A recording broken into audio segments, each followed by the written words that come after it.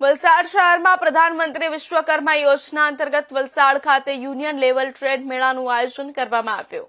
29 થી 31 જાન્યુઆરી 2024 દરમિયાન તાલીમ ભવન, પોલીસ એકેડમી, પોલીસ મુખ્યાલય, મોગાવડી ખાતે યોજાયેલા મેળાનું ઉદ્ઘાટન ડીએસપી પ્રદીપસિંહ જાડેજા દ્વારા કરવામાં આવ્યું।